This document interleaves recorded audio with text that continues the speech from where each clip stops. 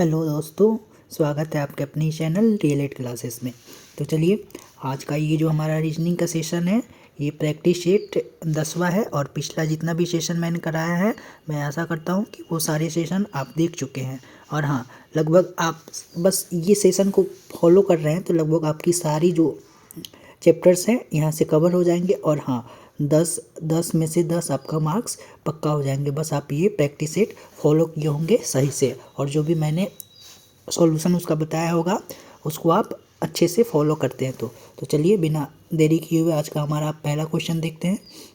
ये हमारा रीजनिंग का सेशन है, रीजनिंग का सेट है। ये हमारा सेट 10वां है। ठीक, ये सेट हमारा 10वां है। चलिए, बिना देरी किए हुए देखते हैं। आज का हमारा पहला क्वेश्चन है,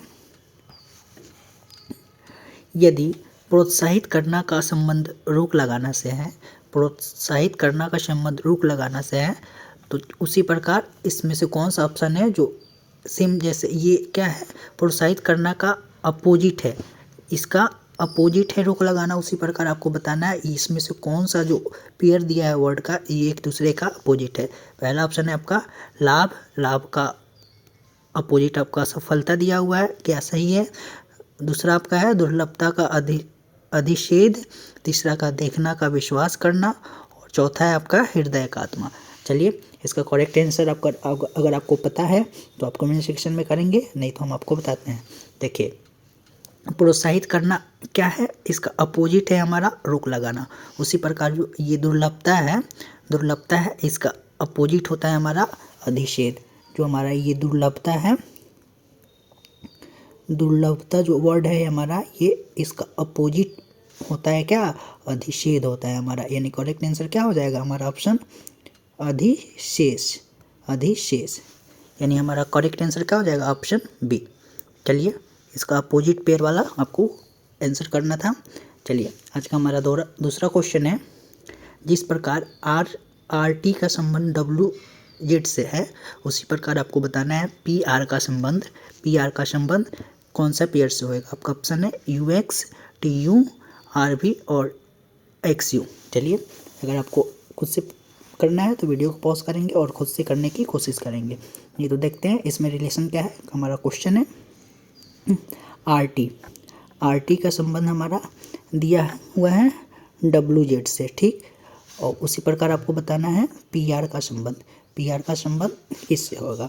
देखिए, जितने भी आपका जो ये कोडिंग डिकोडिंग का क्वेश्चन था, सबसे पहले मिलते ही आपको क्या करना है, इस नंबर का जो पोजीशन है उसके नंबर का हम उसका नंबर लिख देंगे। तो आर का हमको पता है क्या होता है, आर का हमारा 18 होता है, और टी का हमारा T20, टी का हमारा 20 हो जाता है, और डब्ल्यू का हमारा क्या हो जाता है 23 हो जाता है।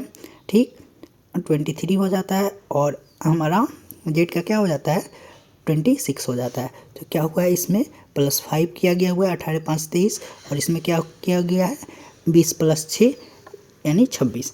तो पी का हमारा पोजीशन क्या होता है 16 होता है। उसी प्रकार आर का पोजीशन क्या होता है 18। ठीक, तो 16 में हम 5 जोड़ेंगे तो हमारा क्या हो जाएगा 21, और 21 पे क्या आता है हमारा यू, यू, और 18 में 6 जोड़ेंगे तो हमारा क्या हो जाएगा 24, और 24 पे क्या आता है हमारा एक्स। यानी करेक्ट आंसर क्या हो जाएगा हमारा यू और एक्स। इसके लिए आपको क्या है कि आपका जो जितने भी वर्ड है उसका पोजीशन आपको पहले से याद रहना चाहिए, तो आप बहुत आसानी से कर सकते हैं।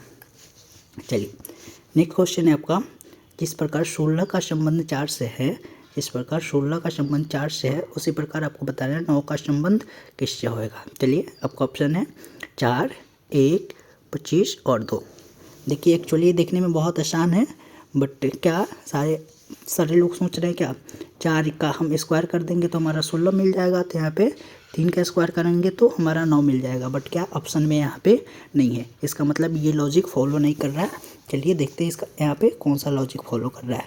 एक्चुअली देखिए, ये जो 16 है इसको हम क्या लिख सकते हैं, 4 का स्क्वायर होता है, और ये 4 में से हम 4 माइनस 1 मिनट 4 माइनस 2 का स्क्वायर करने पे भी हमारा क्या हो जाएगा, 2 का स्क्वायर करने पे हमारा 4 मिलेगा।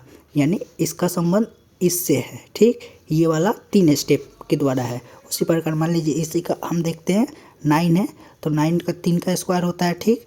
और क्या करेंगे हम 3 में से 2 घटा के स्क्वायर कर लेंगे, यानी 3 में से 2 घटाएंगे तो 1, और 1 का स्क्वायर करेंगे तो हमारा 1 मिलेगा, यानी 9 का संबंध किससे हो जाएगा, हमारा ऑप्शन सी यानी 1 से हो जाएगा। यहाँ पे डायरेक्ट लॉजिक जो सोच रहे थे वहाँ पे नहीं है, थोड़ा सा क्या करना है, ये 16 जो है 4 का स्क्वायर है और 4 में से 2 घटा के उसका स्क्वायर कर देना है। सिमिलरली जो है ये 9 है, 3 का स्क्वायर है, तो 3 में से हम 2 घटा के उसका स्क्वायर करेंगे, तो 3 में से 2 घटाएंगे तो 1, और 1 का स्क्वायर करेंगे तो हमारा 1 ही, यानी करेक्ट आंसर क्या हो जाएगा, हमारा ऑप्शन सी ऑप्शन ए हो जाएगा। चलिए नेक्स्ट क्वेश्चन है हमारा, दिए हुए विकल्पों में से उन शब्द को चुनिए जो दिए गए शब्द के अक्षरों का प्रयोग करके नहीं बनाया जा सकता है। देखिए वर्ड है आपका वर्ड दिया हुआ इंटरनेशनल, और इंटरनेशनल से कौन सा वर्ड, इन सारे वर्ड से मिलके हम कौन सा वर्ड नहीं बना सकते हैं। हमारा पहला वर्ड है नेशनल, दूसरा है टर्मिनल, तीसरा है टेनेंट और चौथा है टेनर। तो चलिए ये डिपेंड करता है आप कितना जल्दी आप ऑब्जर्व कर पा रहे हैं कि कौन सा वर्ड इसमें एक एक्स्ट्रा है या उसमें इंटरनेशनल में नहीं है। देखिए अगर ध्यान से देखते हैं तो हमारा ये नेशनल है, इसमें सारे वर्ड इसमें से कॉमन है, बन जाएंगे।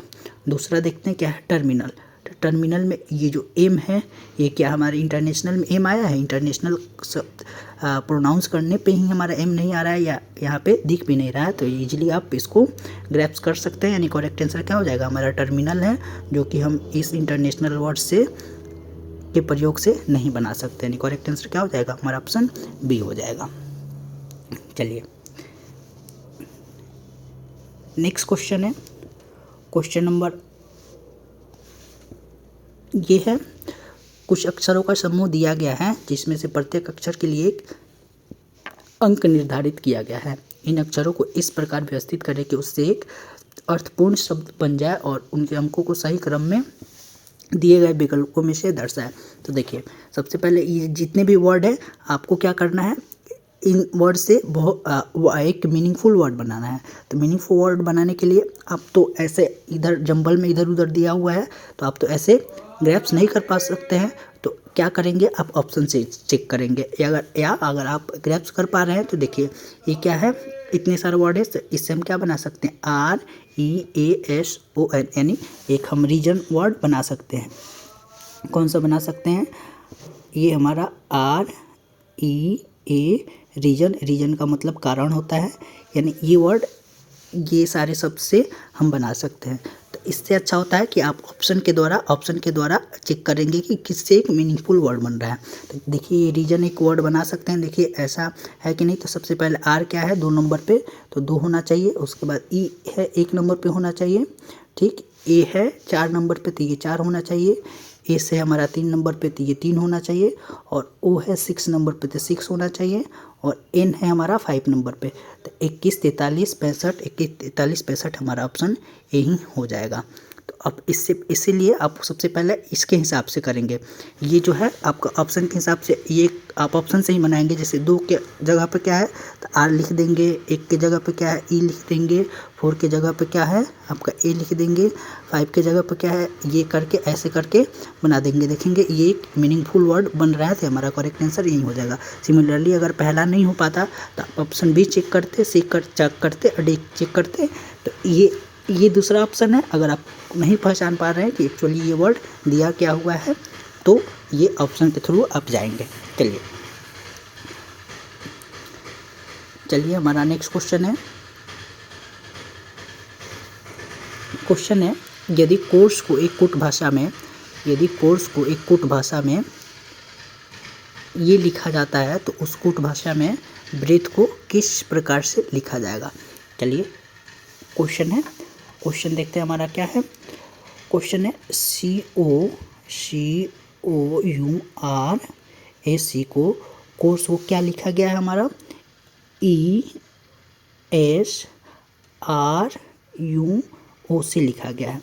चलिए तो इसी प्रकार से ब्रेथ को किस कोड में लिखा जाएगा। तो देखिए अगर हम ध्यान से देख रहे हैं तो हमारा क्या हो रहा है, ये हमारा वर्ड का पोजीशन क्या हो जा रहा है, अपोजिट हो रहा है। E यहाँ पे, S यहाँ पे, R यहाँ पे, हमारा U यहाँ पे, O यहाँ पे और C शुरू का लास्ट में और लास्ट का हमारा फर्स्ट में, यानी आपस में इंटरचेंज हो जा रहे हैं, इनका पोजीशन एक दूसरे के अपोजिट हो जा रहा है। सिमिलरली क्या हो जाएगा हमारा एच हमारा इधर आ जाएगा, ठीक। उसके बाद टी हो जाएगा, उसके बाद ए हो जाएगा, उसके बाद ई हो जाएगा, उसके बाद आर हो जाएगा, उसके बाद हमारा बी हो जाएगा। तो एच टी ए कहाँ है, एच टी ए, उसके बाद ई आर बी, हमारा ऑप्शन बी हो जाएगा। हमारा ऑप्शन करेक्ट आंसर क्या हो जाएगा, हमारा ऑप्शन बी हो जाएगा। एकदम आसान सा पैटर्न था और आप इजीली इसको कर पा रहे हैं। चलिए हमारा नेक्स्ट क्वेश्चन है, क्वेश्चन नंबर ये है, इसमें क्या है, नीचे दिए गए विकल्पों में से कौन सा चिन्ह संख्याओं का अदल बदल दिए गए समीकरण को सही कर देगा। इसको चलिए आपका ऑप्शन है क्या है, प्लस और मल्टीप्लाई को, और तीसरा है आपका प्लस और माइनस को, और दूसरा है 5 और 10 को, और आपका चौथा ऑप्शन है 5 और 2 को। चलिए तो आप क्या करेंगे, सिंपली आप सब इक्वेशन लिख देंगे। 5 क्या दिया हुआ है, +2 इंटू 2 माइनस 10 इजिकल टू हमारा क्या दिया हुआ है, 16 दिया हुआ है। तो हमारा ऑप्शन क्या है, अगर मान लीजिए हम प्लस और मल्टीप्लाई को इंटरचेंज करते हैं, तो यहाँ पे 5 दूना 10 हो जाएगा, और 10 में जो जोड़ेंगे 12 में से 10 घटाएंगे तो हमारा 2, ये हमारा यानी ऑप्शन हमारा ए नहीं होएगा। अगर सी को देखते हैं, प्लस और माइनस को हमको क्या करना है, प्लस और माइनस को हमको एक्सचेंज करना है, तो क्या करेंगे 5 माइनस 2 हो जाएगा, यहाँ पे मल्टीप्लाई सेम जगह पे रहेगा, यहाँ पे प्लस आ जाएगा, तो ये क्या हो जाएगा 3, 5 में से 2 चला जाएगा 3, 3 दूना 6, ये हमारा 10 है ना, 6 प्लस 10 यानी ये हमारा 16 हो जा रहा है, यानी 16 इजिकल टू 16, यानी हमारा ये करेक्ट इक्वेशन बना रहे हैं, यानी हमारा करेक्ट आंसर क्या हो जाएगा, प्लस और माइनस को हम आपस में इंटरचेंज कर देंगे तो हमारा ये इक्वेशन सही हो जाएगा। चलिए इसको ऑप्शन के थ्रू आप आसानी से कर सकते थे। चलिए हमारा नेक्स्ट क्वेश्चन है, क्वेश्चन नंबर, कुछ समीकरण किसी विशेष प्रणाली के आधार पर हल किए गए हैं, इसी आधार पर हल न किए गए समीकरण का सही उत्तर ज्ञात करना है आपको, ठीक। तो आपका क्या हुआ है, आपका पैटर्न जो दिया है आपको उसको ऑब्जर्व करेंगे। क्या दिया हुआ आपका 3 × 5 डिवाइडेड 7 इजिकल टू 573, उसी प्रकार ये दिया है, उसी प्रकार ये दिया है आपको। तो क्या है, आप इसमें आपको पैटर्न ऑब्जर्व करना है, उसी प्रकार आपका इस इक्वेशन का वैल्यू बताना है।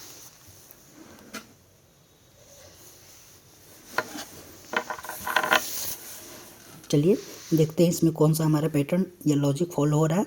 हमारा क्या है कि पहला क्या दिया हुआ है, 3 × 5 डिवाइडेड 7 इजिकल टू क्या दिया हुआ है आपका 573 दिया हुआ है।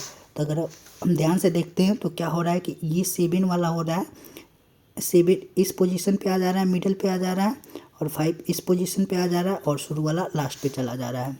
यानी क्या हो जा रहा है हमारा, ये 5 आ जा रहा है, इधर आ जा रहा है, और 7 इधर, और ये वाला हमारा लास्ट में चला जा रहा है। उसी प्रकार अगर हम यहाँ पे देखेंगे तो हमारा क्या हो जाएगा, 6 यहाँ पे आ जाएगा, 4 यहाँ पे आ जाएगा, और 8 लास्ट में चला जाएगा। यानी क्या हो जाएगा 6, ये हो जाएगा हमारा 6 4 8, 6 4 8, 6 4 8, यानी करेक्ट आंसर क्या हो जाएगा हमारा ऑप्शन सी हो जाएगा। बेहद इजी पैटर्न था, आशा करते हैं आप इसको पहचान लिए होंगे। चलिए हमारा नेक्स्ट क्वेश्चन है, आज का सेकेंड लास्ट क्वेश्चन है। चलिए सबसे पहले क्वेश्चन को पढ़ते हैं। 3 कथन के आगे 4 निष्कर्ष, यानी आपको निष्कर्ष और जो भी आपका स्टेटमेंट दिया है उस स्टेटमेंट को यूज करके आपको निष्कर्ष पे यानी कंक्लूजन पे पहुंचना है। चलिए इसको हम वेन डायग्राम के द्वारा आप इंस्ट्रक्शन पढ़ लीजिएगा, ठीक। उसको ये क्या है, ये साइलोगिज्म का आपका क्वेश्चन है, कथन निर्धारण वाला। तो चलिए सबसे पहले हम देखते हैं हमारा क्या है स्टेटमेंट, हमारा यानी कथन क्या दिया हुआ है। क्या कह रहा है कि सभी पुस्तकें डिब्बे हैं, सभी पुस्तकें डिब्बे हैं, यानी ऑल पॉजिटिव वाला हमारा सेंटेंस है। यानी जो सभी पुस्तकें, यानी ये जो पुस्तक है, मान लेते हैं हमारा पुस्तक है, सभी पुस्तक, ये सभी पुस्तक क्या है हमारा, ये सभी पुस्तक यानी पूरा आएगा, सभी पुस्तक किसमें है, ये हमारा सभी पुस्तक डब्बा है, ठीक, सभी पुस्तक डब्बा है, ठीक। और क्या कह रहा है, सभी डिब्बे कलम है, यानी ये सभी डिब्बे जो हैं ये क्या है हमारे सभी डिब्बे जो है ये कलम है। ठीक, जो भी इंस्ट्रक्शन यानी कथन दिया हुआ है स्टेटमेंट आपको उसको फॉलो कराना है वेन डायग्राम के द्वारा। तीसरा क्या है कि सभी कलम कागज़ है, यानी सभी कलम जो है हमारे ये सभी कलम जो है हमारे ये क्या है हमारे कागज़ हैं। सभी कलम हमारे क्या हैं ये कागज़ हैं। ठीक, तो आपको बताना है इसका यूज करके आपको निष्कर्ष निकालना है। क्या है पहला हमारा निष्कर्ष दे रहा है कि कुछ कागज़ पुस्तकें हैं। ये हमारा पूरा कागज़ हो गया, ये हमारा पूरा कागज़ है, ये पूरा हमारा कागज़ है। ठीक, इसमें से कुछ पार्ट हमारा क्या है, इसमें से हमारा कुछ पार्ट पुस्तक है, यानी कि यस ये फॉलो कर रहा है, यानी कुछ कागज़ हमारा पुस्तक है। दूसरा क्या कह रहा है कि सभी पुस्तकें कागज़ हैं, तो सभी पुस्तक सेम इसके अपोजिट है। ये सभी पुस्तक क्या है, पूरा ये जो पुस्तक है हमारा ये पुस्तक हमारा क्या है, सभी पुस्तक कागज़ के अंदर ही है, इसके अंदर ही है, यानी कि ये भी हमारा सही हो रहा है। तीसरा देखते हैं, तीसरा क्या कह रहा है कुछ कलम पुस्तकें हैं। तो ये कलम का हमारा ये वाला पार्ट है, कलम का हमारा ये वाला पार्ट है। ठीक, तो कुछ कलम पुस्तकें हैं, तो सही बात है, ये कलम के अंदर ही पुस्तक है, यानी कलम का कुछ पार्ट हमारा पुस्तक है, यानी ये भी हमारा सही फॉलो कर रहा है। ठीक, और लास्ट वाला कंक्लूजन क्या कह रहा है हमारा कि लास्ट वाला कंक्लूजन कर रहा है सभी डिब्बे पुस्तकें हैं। सभी डिब्बा ये है, सभी डिब्बा ये है, सभी डिब्बा में से कुछ पार्ट ही हमारा पुस्तक है, तो सभी यानी सभी डिब्बा ये है, और कह रहा है सभी डिब्बा पुस्तक है। सभी डिब्बा तो पुस्तक नहीं है, केवल इतना ही पार्ट है, केवल इतना ही पार्ट हमारा पुस्तक है, यानी कि ये हमारा क्या है, ये हमारा निष्कर्ष ये हमारा गलत हो जा रहा है, यानी हमारा करेक्ट आंसर क्या हो जाएगा, पहला दूसरा और तीसरा फॉलो करेगा, यानी हमारा ऑप्शन सी हो जाएगा। केवल निष्कर्ष पहला दूसरा और तीसरा लागू होता है। चलिए आप एक बार खुद से वेन डायग्राम बनाएंगे और इसके हिसाब से आप निष्कर्ष निकाल लेंगे आराम से। चलिए ये आज का हमारा लास्ट क्वेश्चन है। चलिए ये सीटिंग अरेंजमेंट से है, देखते हैं क्या कहता है। सबसे पहले क्वेश्चन पढ़ते हैं। 6 मित्र हैं ए बी सी डी और ई। एफ की ओर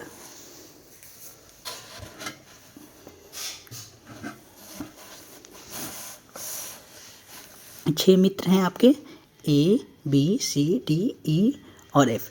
पूर्व की ओर मुंह करके एक पंक्ति में बैठे हैं। सी नीचे में है, ए ई के से सी बीच में है। बीच, एक मिनट, यहाँ पे थोड़ा सा आपका प्रिंटिंग मिस्टेक है, यहाँ पे क्या होना चाहिए, बीच होना चाहिए। सी बीच में है ए और ई के। बी ई के निकटतम दाएं है लेकिन डी के बाईं ओर है। एफ दाएं छोर पर नहीं है, बाएं छोर पर कौन है, आपको बताना है कि बाएं छोर पे कौन है। तो सबसे पहले हम इसमें सीटिंग अरेंजमेंट क्या करेंगे, हम नीचे से शुरू करेंगे, जहाँ पे एग्जैक्ट हमारा जो इन्फॉर्मेशन दिया हुआ है वहाँ से शुरू करेंगे। ठीक, तो चलिए ये हमारा क्या है, हमारा ये ईस्ट है होता है हमारा, ये हमारा वेस्ट होता है। तो सबसे पहले डायरेक्शन सेंस का आपको पता होना चाहिए था।